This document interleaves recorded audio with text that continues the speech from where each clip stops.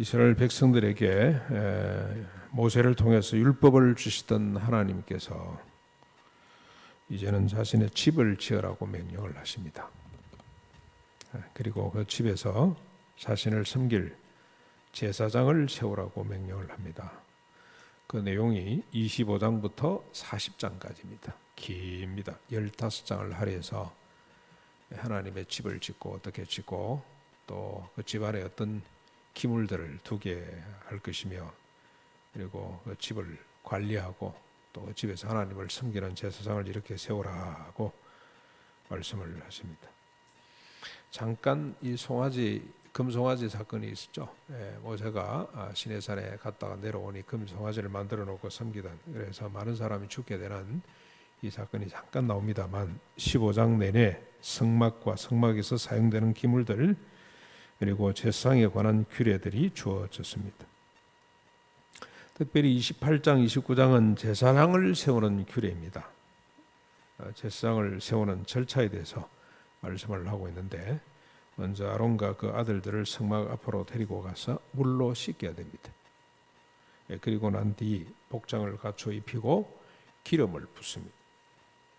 그 다음에 제사장을 위한 속죄 제사, 속죄제, 그 다음에 화제, 번제, 그리고 화목제를 지내도록 규정을 하고 있습니다.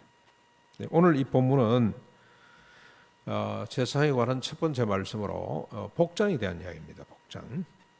1절 보면 너는 이스라엘 자손 중 내 형 아론과 그 아들들 곧 아론의 아들들 나답과 아비후와 엘라살과 이다말을 그와 함께 내게로 나오게 하여 나를 섬기는 제사장 직분을 행하게 하되, 2절입니다. 내 형 아론을 위하여 거룩한 옷을 지어 영화롭고 아름답게 할지니, 여기 옷을 지어 거룩하게 하라는 말씀 몇 번 나오냐 보십시오. 3절 너는 무릇 마음에 지어 있는 자 곧 내가 지혜로운 영으로 채운 자들에게 말하여 아론의 옷을 지어 그를 거룩하게 하여 내게 제사장 직분을 행하게 하라. 4절입니다. 그들이 지을 옷은 이러하니 곧 흉패, 예복과 겉옷과 반포 속옷과 관과 띠라. 그들이 내 형 아론과 그의 아들들을 위하여 거룩한 옷을 지어 아론이 내게 제사장 직분을 행하게 하라. 그들이 쓸 것은 금실과 청색, 자색, 홍색 실과 가늘게 꼰 배실이라. 오늘 본문입니다. 먼저 제사장 직은 하나님을 섬기는 직입니다. 하나님을 섬기는 일이라는 것은 하나님과 백성 사이에 중보 역할을 하는 거죠. 하나님의 뜻을 사람들에게 전하고 사람의 사정을 하나님께 아뢰는 이런 역할. 특히 하나님과 사람 사이에 죄의 문제를 해결하는, 죄의 문제를 처리하도록 세워놓으신 하나님의 종이라. 이게 제사장의 업무입니다. 그런데 여러분, 제사장으로 부름을 받는 사람은 아론과 그의 아들들로 제한이 됩니다. 아무나 부르는 것이 아니고 아론과 그 아들들, 지금 4사람이 나오는데 잠시 후에 2사람이 그냥 죽고 2 아들, 그리고 그 후손들이 이 제사장 업무를 세습하도록 되어 있습니다. 왜 그랬을까? 여러분 보십시오. 이 야곱의 아들이 12명이죠. 12명인데 레위 지파 한 지파가 제사장으로 이렇게 부름을 받는 겁니다. 나머지 12분의 11. 레위 지파 그것도 모자라 가지고 하나님이 12지파를 만들죠. 13지파나 마찬가지입니다. 여러분 요셉의 2 아들이 한 지파씩 차지하잖아요. 그렇죠? 13 아들 중에 하나를 불러내는 겁니다.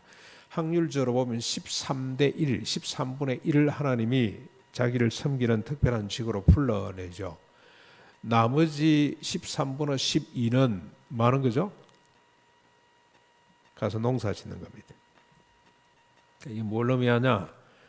하나님을 제사장으로 섬기는 일이나 농사를 짓는 일이나 꼭 같다. 오히려 어떻게 보면 하나님은 13개 중에 하나만 요구하시고 나머지 12개는 농사를 짓도록, 하나님이 창조하신 세상 우주 만물을 관리하고 잘 가꾸도록 사명을 주시다, 이렇게 이해를 하셔도 됩니다. 너무 많이 뽑아가면 안 돼요. 그래서 여러분 목회자 수도 조정을 해야 되고요. 그 다음에 이 종교인들도 국가 차원에서 조정을 좀 하는 것도 맞습니다. 너무 많으면 안 됩니다. 고려시대가 왜 망했는지 여러분 이해가 되시죠? 아무튼 우리 역사는 차치하고 하나님께서 13 중에 하나, 나머지 12명은 열심히 농사짓고 시집가고 장가가고 하나님이 약속하신 언약의 땅을 적과 꿀이 흐르는 가나안 땅으로, 그래서 열국을 복되게 하는 그 귀한 사역을 감당하도록 하셨다. 그렇게 이해를 하시면 됩니다. 그런데 여러분, 아론과 그의 아들들이 이렇게 13분의 1을 뚫고 제사장으로 선택된 것은 전적으로 하나님의 의지입니다. 그들에게 제사장이 될 만한 조건이 아무리 찾아도 없습니다. 그리고 제사장은 이런 사람이 돼야 된다고 조건을 제시하지도 않았습니다. 신약의 장로를 뽑는 거와는 좀 차원이 다르죠. 신약에는 우리가 조건이 제시되고 거기에 맞는 걸 각자 성령님 앞에 기도하는 마음으로 우리가 투표로 뽑습니다만, 구약에는 그냥 하나님께서 일방적으로 레위 지파 사람들 중에 아론의 자식들로 제사장을 세우라고 말씀을 합니다. 왜 레위 사람일까? 여러분, 저 보면 이 금송아지 사건 때에 크게 홍련을 치르고 제일 먼저 돌이키는 사람이 레위 지파 사람인데, 이건 뽑고 난 이후일입니다. 그러다가 모세의 지도력에 도전을 했던 제일 첫 번째 또 무리들이 또 레위 지파 사람들이, 고라 자손들이죠. 레위 지파 사람들이란 말이죠. 더군다나 여러분, 레위는 야곱의 세 번째 아들로 태어났습니다. 그런데 아버지가 죽을 때 저주를 끌어붙죠. 너는 이스라엘 가운데서도 흩어질 것이다. 이건 저주 중에 저주입니다. 아버지가 아들한테 그렇게 하면 안 되죠. 그런데 이유가 뭡니까?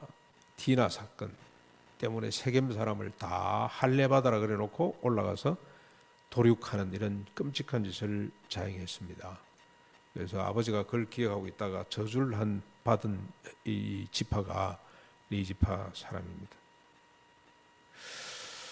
아브라함이 부름을 받은 것도, 이삭과 야곱이 선택된 것도 전적으로 하나님의 뜻입니다.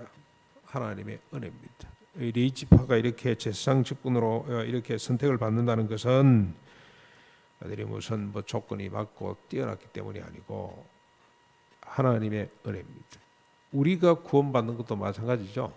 여러분, 우리가 자격 요건이 갖춰졌기 때문에 하나님의 자녀들로 부름을 받고 구원을 받았습니까? 아닙니다. 아닙니다. 목사도 마찬가지입니다. 제가 우리 고향 교회 가면 저보다 훌륭한 친구들이 많았어요. 공부도 잘하고 인격적으로도 성숙하고 집안도 좋고 장로, 권사 아들이고 한데 목사가 안 됐어요. 부족한 저.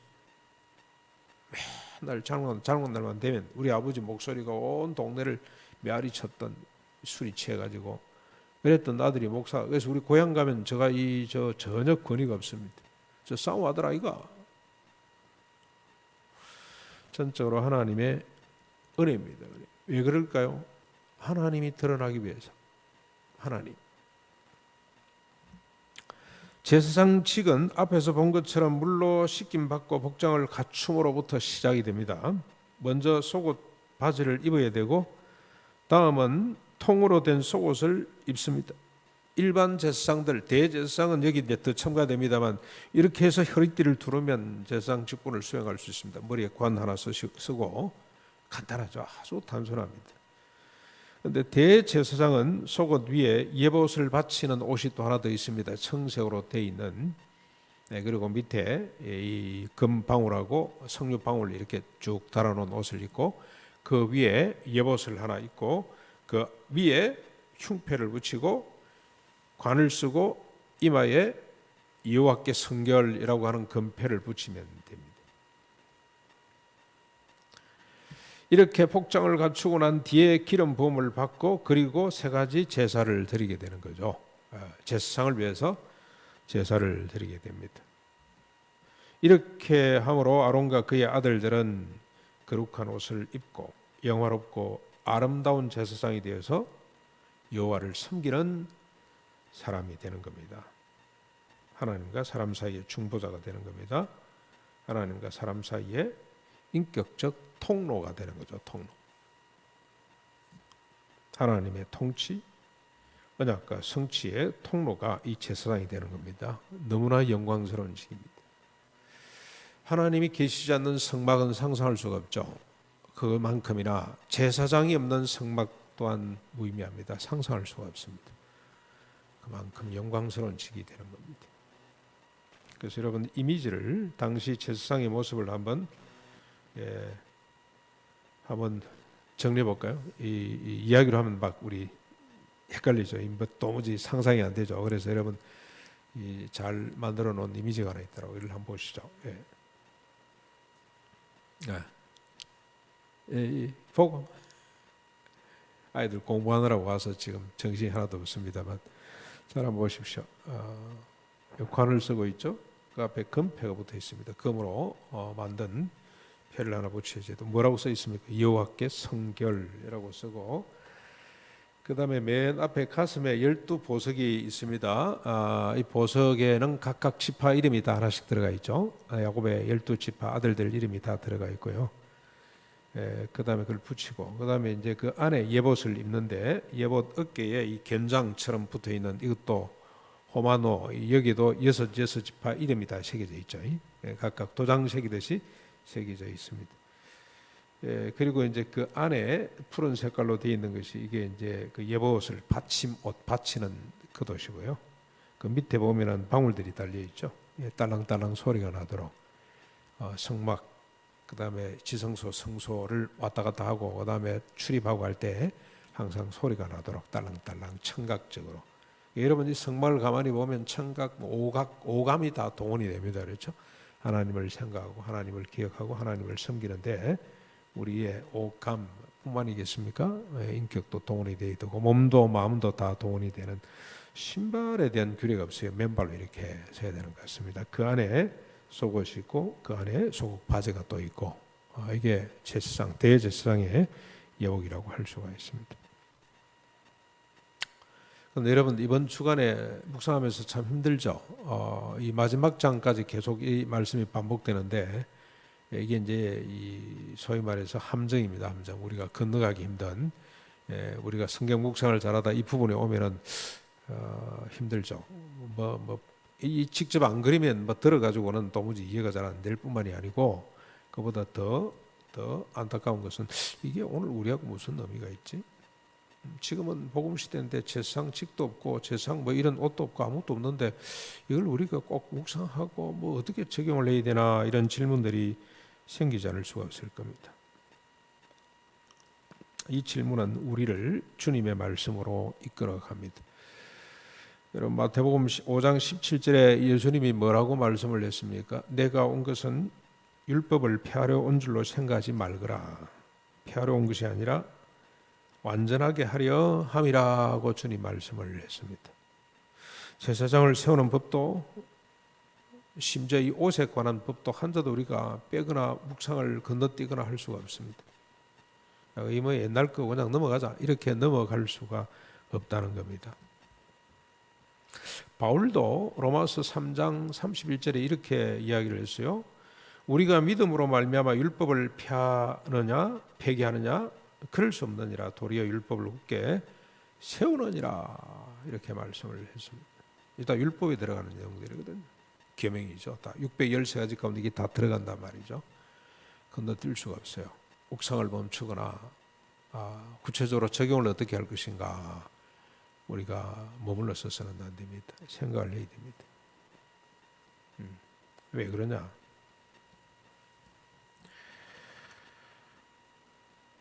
베드로가 이렇게 이야기를 했죠. 베드로전서 2장 9절 여러분 너무나 잘 아시죠? 베드로를 통해서 하나님 말씀을 하셨습니다. 너희는 택하신 족속이요 왕 같은 뭐라 그랬습니까? 우리가 제사장이 돼요. 제사장. 우리가 제사장이라. 그것도 그냥 제사장이 아니고 왕 같은 제사장이 되는 겁니다. 거룩한 나라요 그의 소유된 백성이니 이는 너희를 어두운 데서 불러내어 그의 기이한 빛으로 들어가게 하시니 이 아름다운 덕을 선전하도록 하기 위한, 세상 사람들과 하나님 사이 우리가 중보자라. 중보자. 그래서 여러분 여기 이 기름 부음을 받는 거죠. 메시아는 이 기름 부음을 받는다 그런 말이죠. 메시아. 그리스도도 마찬가지고. 근데 그리스도가 기름을 부음 받습니다. 근데 구약에 보면 기름 부음을 받는 직이 세 직이죠. 왕이 있고 선지자가 있고 제사장이 있어요.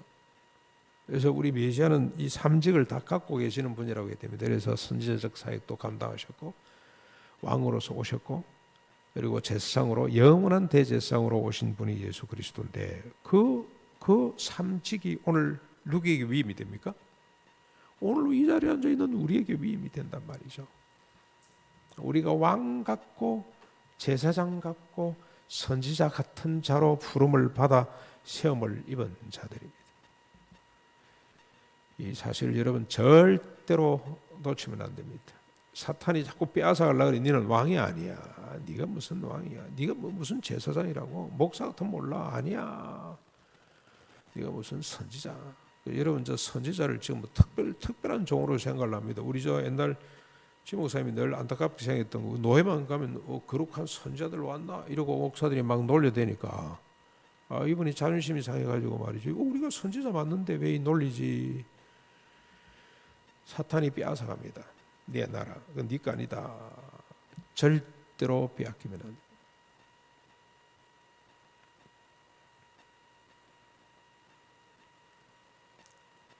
어떻게 이 세 가지 직분을 언제 받았습니까? 여러분 저 베드로전서 2장 9절 앞에 보면 이렇게 잘 설명이 되어 있습니다. 3절부터 6절까지인데 너희가 주의 인자심을 맛보았으면 그리하라.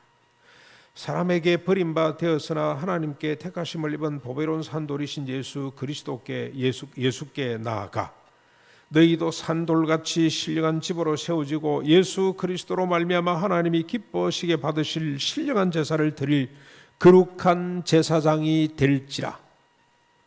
성경에 기록되었을 때 보라 내가 택한 보배로운 목동이 돌을 시온에 두노니 그를 믿는 자는 부끄러움을 당하지 아니하리라. 예수 그리스도 하나님이 택한 보배로운 모퉁이 돌이 되신 예수 그리스도 그분의 뭘 믿는 겁니까? 그분의 십자가 부활을 믿음으로 왕같은 제사장 선지자가 됩니다.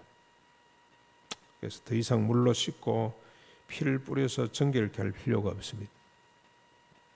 제사장이 되려면 이렇게 예복을 입고 다 갖춰 입고 뭘 해야 됩니까? 제사를 지내는데 이 아론과 그의 아들들이 이 송아지 한 마리하고 염소 2마리가 필요하죠. 거기다가 손을 얹고 안수를 하고 을 잡습니다.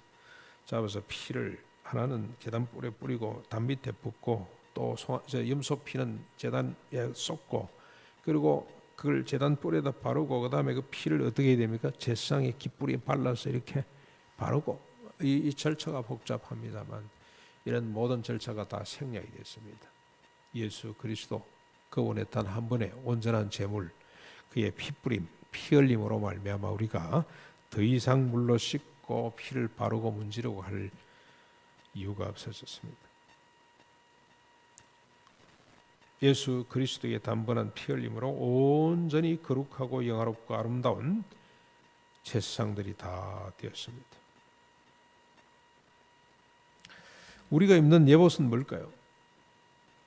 우리가 입는 옷은 왕같은 제사장으로 우리가 입는 옷은 가늘게 짠 배실, 청색, 자색, 홍색 실과 금실로 짠 옷이 아닙니다. 12가지 보석을 붙인 흉패도 아니고 금을 쳐서 만든 금관도 아닙니다. 오늘 우리가 왕같은 제사장으로 입는 옷은 여러분 바울이 갈라디아서 3장 27절에 잘 밝혀놨죠. 우리가 뭘로 옷 입는다고요? 그리스도로 옷 입게 됩니다. 누구든지 그리스도와 합하기 위하여 세례를 받는 자는 그리스도로 옷 입었느니라. 의미가 와 있습니다만 유아세례 받았잖아요. 그리고 입교했습니다. 그리스도로 옷 입은 거예요. 그리스도로 옷 입은. 잘 모르죠. 아이가 태어나도 자기가 때때 옷을 입었다는 거 잘 모르듯이 그리스도로 옷 입게 되는 겁니다. 이런 제사장들 조금 전에 보았던 그런 거하고는 비교가 할 수 없는 영광스러운 옷을 입게 됐습니다. 그 옷이 뭘까? 바울은 로마서와 골로새서에서 그 옷에 대해서 이렇게 설명을 했습니다. 오직 주 예수 그리스도로 옷 입고 정욕을 위하여 육신의 일을 도모하지 말거라. 너희는 하나님이 택하신 거룩하고 사랑받는 자처럼 긍휼과 자비와 겸손과 온유와 오래 참음을 옷 입고 누가 누구에게 불만이 있거든 서로 용납하여 피차 용서하되 주께서 너희를 용서한같이 너희도 그리하고 이 모든 것 위에 사랑을 더하라. 이는 온전히 매는 띠니라. 여러분 예봇을 입고 띠를 들어야 되죠. 옷이 뭡니까? 긍휼과 자비, 겸손, 온유, 오래 참음, 이게 그리스도로 옷 입는 거죠. 그리스도의 옷입니다. 띠가 뭡니까? 서로 용납하여 피차 용서하고 사랑을 더하는 것. 그리스도의 평강이 너희의 마음을 주장하게 하라. 너희는 평강을 위하여 한 몸으로 부르심을 받았다. 우리가 왜 이웃 사람을 돌아봐야 되느냐? 물질뿐만이 아니고 정신 인격적으로도 돌아봐야 되는 거죠. 왜 그렇습니까? 한 몸으로 부름을 받았기 때문에 그렇습니다. 그걸 위해서 평강을 위하여 한 몸을 부르심을 받았으니 너희는 또한 감사하는 자가 되라고 그렇게 설명을 했습니다. 그리스도로 옷 입는다는 것. 여기 나오는 성품 하나하나 긍휼, 자비, 겸손, 온유, 오래 참음, 서로 용납, 피차, 용서, 사랑, 평강 한 몸을 이루는 것이 보석입니다. 보석. 금색, 자색, 홍색 실로 수놓은 예봇입니다. 그리고 금관이며 흉패라고 할 수가 있습니다. 여러분 이 성품들을 보고 있으면 자연스럽게 뭐가 생각납니까? 그리스도의 마음이 생각이 나죠. 그리스도의 마음. 그리스도로 옷 입는다는 것은 곧 그리스도의 마음을 품는 것이구나. 그리스도의 마음이 어떤 마음이던가요? 더 이상 설명이 필요 없죠. 자기를 비우고 낮추고 버리는 마음. 이 마음을 갖는 것이 곧 그리스도로 옷 입는 것이다 라고 정리할 수가 있습니다. 그러면서 우리에게 또 겹쳐지는 이미지 하나가 있습니다. 말씀이죠. 여러분 이 보면서 어떤 생각이 듭니까? 성령의 9가지 열매가 기억이 나죠. 사랑과 희락과 화평과 오래 참음, 자비, 양성, 충성, 온유, 절제 정확히 일치하죠. 제사장의 9가지 복장과 성령의 9가지 열매하고 정확히 일치하다는 사실을 우리가 발견하게 됩니다. 여러분 이 신약의 제사장 이미지는 어떨까요? 이 이미지를 가장 많이 닮은 사람이 하나 있어요. 이 로마 교황입니다. 한번 잠깐 사진 한번 보실까요? 이 말고 이제 요 입는 거 이게 지금 베네딕트 16세. 베네딕트 복 축복 이런 걸 아주 좋아했던 모양입니다. 프란치스코는 지금 1대 몇 1대 한 사람밖에 없어. 지금 1700년 동안 그 이름을 가진 교황은 한 사람밖에 없고요. 프란치스코라는 사람이 아시스 프란치스코는 뒤에 사람이기 때문에 한 1000년쯤 됐나요? 한 명밖에 없는데요. 베네딕트라는 이름은 상당히 많습니다. 이 아마 매력적인 이름 같습니다. 그 사람이 입고 있는 에봇입니다. 제사장의 복장이죠. 화려하죠. 그런데 저게 이제 그 예전마다 다 달라요. 다 다릅니다. 복잡합니다. 몇 개를 입는지 모릅니다.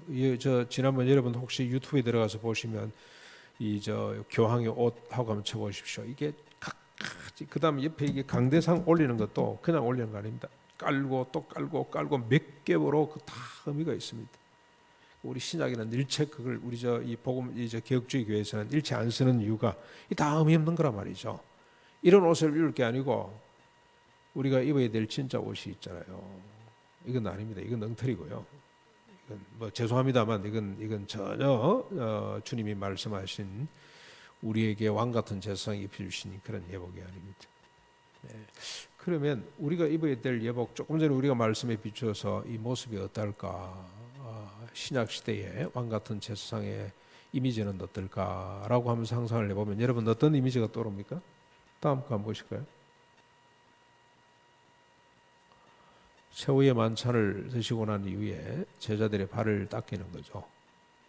이때 베드로가 깜짝 놀래가지고 주님 저 발은 절대 못 닦입니다. 그랬더니 주님이 내가 네 발을 씻기지 아니하면 너와 나는 상관이 없느니라. 네가 내가 발을 씻기는 내 의미를 모르면 너는 내 제자가 아니다 이 말이죠. 중요한 겁니다. 마지막 결론 부분입니다. 그렇죠? 그러면서 뭐라 그럽니까? 내가 선생으로 주로 너희들의 발을 씻기는 것처럼 너희도 서로 발을 씻기는 사람이 되거라.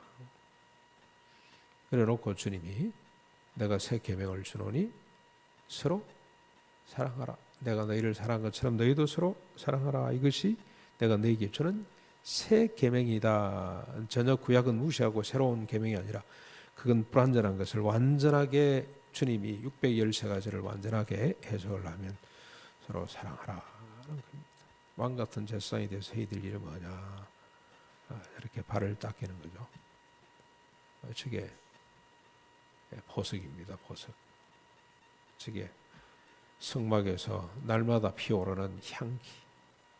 저게 날마다 밝혀지는 등대. 저게 날마다 우리에게 양식을 공급해주는 떡상이 되고 저 이미지로 함축되어 있다고 이렇게 보시면 되겠습니다. 근데 이것도 아닌데 혹시 이것도 조금 좀 마음에 안 들면 그 다음 이미지 좀 더 본질적인 이미지 하나를 또 소개해 볼까요? 다음 거 보십시오. 주님이 이렇게 하고 난 뒤에 십자가 부활을 감당하시고 그 다음에 주신 말씀이 자기를 부인하거라는 거죠. 십자가를 날마다 짊어지거라. 지금 한국 교회와 세계 교회는 깊은 고민에 빠져 있습니다. 해마다 줄어드는 교회와 교인 수 때문에 걱정이 태산입니다. 이번 노예도 아마 그럴 것 같습니다. 내일 노예가 있는데 가서 고민이 나올 것 같고 이미 총회 지난주 화요일부터 목요일 2박 3일 동안 모였는데요. 큰 숙제가 신학생이 준다, 교인 수가 준다, 헌금이 준다, 어떡할래? 그래서 다른 거는 손도 못 대고 신학생 주는 거는 각 노회가 신학교 보내는 위원회를 만들어서 학생들을 뽑아서 보냅시다. 그런 걸 하나 결정을 하고 1년 연구하기로 아마 된 것 같습니다만 참 안타깝죠. 그렇게 될 문제가 아닙니다. 걱정할 것 없습니다. 오늘 우리가 하나님의 왕 같은 제사장 선지자 역할을 잘 감당하면 됩니다. 그리스도로 옷 입으면 됩니다. 사랑과 희락과 합병 오래 참음의 열매들 우리가 맺으면 돼요. 그리고 우리를 주님은 소금이다 빛이라 말씀하셨는데 이 시대에 소금이 되고 빛이 되면 됩니다. 주님이 우리에게 보여주신 것처럼 이웃의 발을 씻기면 되는 거죠.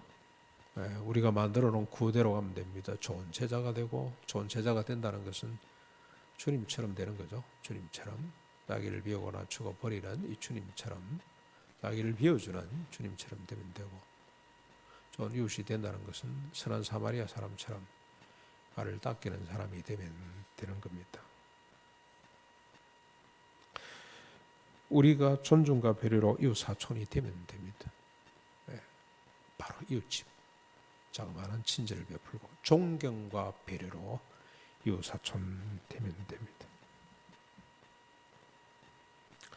그래서 이번에 여러분 이번 10월 우리 종교개혁 기념주일에 우리 귀한 목사님을 귀한 선생을 모시고 오전 예배 때 설교를 듣고 오후에는 특강을 우리가 듣도록 했는데 공공신학입니다. 칼빈의 공공신학에 대해서 우리가 듣기를 원합니다. 공공신학이 다른 거 아닙니다. 이것 잘하자는 겁니다. 다른 거 아니에요. 공공신학. 주님이 보여주신 선생으로 주로 제자들의 발을 씻겨주신 그 주님 그 모습 따라 실천하는 것이 그게 공공영성이죠. 그거 잘하자.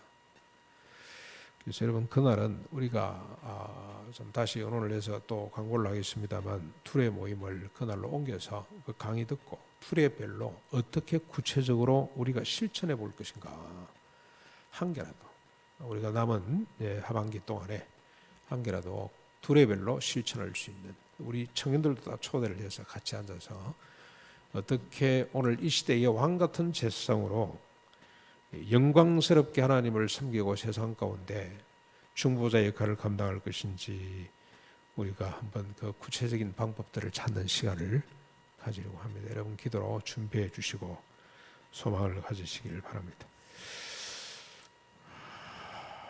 그러기 위해서 서로 하나님의 사랑이 우리 안에 가득 찰 수 있기를 소망하고 기도로 준비해 줄 수 있기를 바랍니다.